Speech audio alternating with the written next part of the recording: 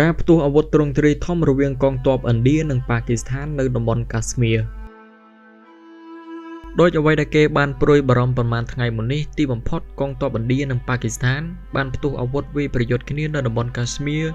កាលពីយប់ថ្ងៃអង្គារឈានចូលថ្ងៃពុធទី7 ខែឧសភានេះគិតត្រឹមពេលនេះយ៉ាងហោចណាស់មានមនុស្សស្លាប់ជាង30នាក់និងរបួសជិត100នាក់ដែលភាគច្រើនសុទ្ធសឹងតែជាប្រជាជនស៊ីវិលហើយចំណែកឯសហគមន៍អន្តរជាតិបានចេញមុខអំពាវនាវជាបន្តបន្ទាប់ឲ្យភាគីចំនួនទាំងពីរដែលសុទ្ធតែមានអាវុធនុយក្លេអ៊ែររៀងខ្លួនថាត្រូវខិតខំអត់ធ្មត់រំងាប់កំហឹងរៀងខ្លួនកុំបញ្ឆេះសង្គ្រាមមួយទៀតព្រោះថាពិភពលោកបច្ចុប្បន្ននេះមានភាពវឹកវរដោយសារសង្គ្រាមរួចទៅហើយ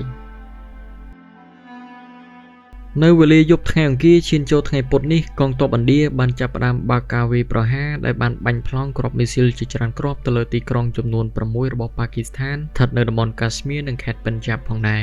គិតត្រឹមព័ត៌មានចុងក្រោយព្រឹកថ្ងៃពុធទី7 ខែឧសភាគ្រាប់មីស៊ីលរបស់ឥណ្ឌាទាំងនេះបានបណ្ដាលឲ្យស្លាប់ជនស៊ីវិលប៉ាគីស្ថានចំនួន26នាក់ក្នុងនោះមានកុមារ3នាក់និងរបួសមនុស្សយ៉ាងហោចណាស់46នាក់នេះបើផ្អែកតាមប្រភពពីអ្នកនាំពាក្យកងទ័ពប៉ាគីស្ថាន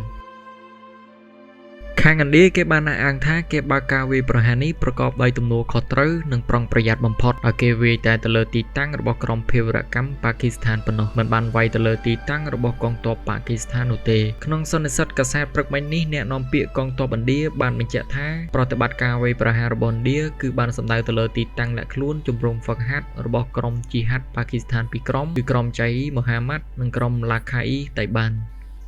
របួសដល់បៅចាស់កាស្មៀរការផ្ទុះអាវុធលើកនេះគឺមានលក្ខណៈធ្ងន់ធ្ងរអាចคล้ายជាសង្គ្រាមយ៉ាងចំហរវាងប៉ាគីស្ថាននិងឥណ្ឌាដែលសុទ្ធតែជាមហាអំណាចនុយក្លេអ៊ែរចំនួនរវាងឥណ្ឌានិងប៉ាគីស្ថានមិនទៅណាឆ្ងាយពីតំបន់កាស្មៀរនោះទេដោយយើងបានដឹងខ្លះៗហើយថាឥណ្ឌានិងប៉ាគីស្ថានពីមុនជាប្រទេសស្ថិតនៅក្រោមនឹមអាណានិគមចក្រភពអង់គ្លេសលុះដល់ឆ្នាំ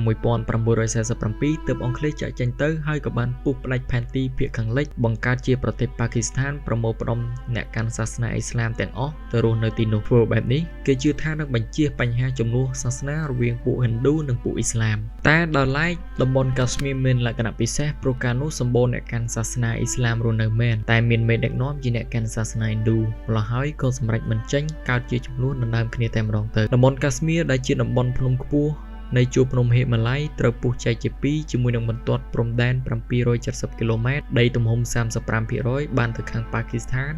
និង 63% បានមកខាងឥណ្ឌាតែងតែចោទប៉ាគីស្ថានបានទំនុកបំរុងក្រុមភេរវកម្មឬឯករាជ្យនិយមឲ្យបះបោរបង្កអស្ថិរភាពនៅខាងតំបន់កាស្មៀររបស់ឥណ្ឌាការវាយប្រហារភេរវកម្មនាំឲ្យផ្ទុះចំនួនតាក់ទិននឹងប្រភពបញ្ហាបណ្ដាលឲ្យផ្ទុះការប្រយុទ្ធនៅពេលនេះគឺដោយសារការពីថ្ងៃទី22 ខែមេសាមានក្រុមភេរវកម្មមួយក្រុមបានចូលមកវាយប្រហារនៅខាងឥណ្ឌាសម្រាប់មនុស្ស26នាក់ភាគច្រើនសុទ្ធតែជាមនុស្សប្រុសកាន់សាសនាហិណ្ឌូឥណ្ឌាបានចាត់ភ្លាមថាជាស្នាដៃរបស់ក្រុមភេរវកម្មក្រោមការផ្ដួចផ្ដើមជួយពីរដ្ឋាភិបាលប៉ាគីស្ថានឥណ្ឌាបានដាក់ការសង្ស័យទៅលើក្រុមជីហាតអ៊ីស្លាមឡាខៃថៃបាដែលធ្លាប់វាយប្រហារម្ដងហើយនៅទីក្រុងបំបីឥណ្ឌា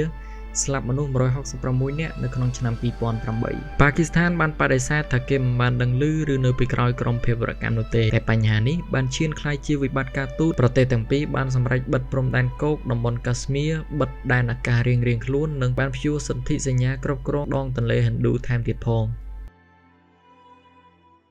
នៅព្រឹកនេះលោកវីក្រាមមីស្រីរដ្ឋមន្ត្រីការបរទេសឥណ្ឌាបានអះអាងថាផ្អែកតាមព័ត៌មានចារកិច្ចគឺក្រុមជីហាតប៉ាគីស្ថានមានគម្រោងវាយប្រហារឆាប់ៗនេះមកលើប្រទេសឥណ្ឌាទៀតដូច្នេះវាជារឿងចាំបាច់ដែលឥណ្ឌាត្រូវតែវាយកំទេចដើម្បីការពារខ្លួននៅពេលនេះអ្វីដែលយើងសង្កេតឃើញគឺថាចំនួននៅក្នុងសង្គ្រាមរវាងប៉ាគីស្ថាននិងឥណ្ឌានេះគឺបានជះផលវិបាកយ៉ាងខ្លាំងទៅលើប្រជាជនស៊ីវិលស្លូតត្រង់នៅតំបន់កាស្មៀរនេះឯងមិនថាខាងប៉ាគីស្ថានឬខាងឥណ្ឌានោះទេពួកគេត្រូវរត់ភៀសខ្លួនរកកន្លែងមានសុវត្ថិភាពដោយខ្លាចក្រែងត្រូវគ្របកាំភ្លើងទាំងតូចទាំងធំនិងមីស៊ីរបស់កងទ័ពទាំងសងខាងចំនួនសងសឹកនេះនឹងធ្វើឲ្យកាន់តែមានការចងកំហឹងខ្លាំងឡើងរវាងអ្នកកាន់សាសនាឥណ្ឌារវាងអ្នកកាន់សាសនាអ៊ីស្លាមនិងព្រហ្មញ្ញសាសនាសហគមន៍អន្តរជាតិនិងអង្គការសហប្រជាជាតិជាដើមបានអំពាវនាវឲ្យឥណ្ឌានិងប៉ាគីស្ថានត្រូវខិតខំអត់ធ្មត់ទប់ស្កាត់កំហឹងរៀងៗខ្លួន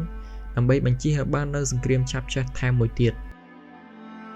យន្តហោះត្រូវហោះវាង ការផ្ទុះអាវុធរវាងឥណ្ឌានិងប៉ាគីស្ថានបានបង្កផលប៉ះពាល់ទៅដល់វិស័យអាកាសចរណ៍ដែលអាកាសឥណ្ឌានិងប៉ាគីស្ថានគឺជាផ្លូវធ្វើដំណើរដ៏សំខាន់សម្រាប់ជើងហោះហើររវាងអឺរ៉ុបនិងអាស៊ីជាងនេះទៅទៀតក្រុមហ៊ុនអាកាសចរខ្លះបានប្រុងប្រយ័ត្នជាមិនហោះតាមផ្លូវពីខាងលើអ៊ុយក្រែននិងជៀសពីខាងលើម្ដុំអ៊ីស្រាអែលសមុទ្រក្រហមជាដើមដោយសារតែសុទ្ធតែជាតំបន់ប្រឈមនឹងគ្រោះថ្នាក់អាចមានមីស៊ីលហោះកាត់ឥឡូវថែមប៉ាគីស្ថាននិងឥណ្ឌាមួយទៀតនៅព្រឹកថ្ងៃពុធទី7 ខែឧសភាក្រុមហ៊ុនអាកាសចរជាច្រើនមិនថា Korean Air, Eva Air, Malaysia Airlines, Thai Airways, Singapore Airlines ឬក៏ Air France ជាដើមសុទ្ធតែបានប្រកាសថាពួកគេបានហោះវាងជៀសឆ្ងាយពីដែនអាកាសរបស់ប៉ាគីស្ថានបញ្ហានេះវានឹងជះផលវិបាកធ្វើឲ្យរយៈពេលធ្វើដំណើរកាន់តែយូរចំណាយសាំងកាន់តែច្រើន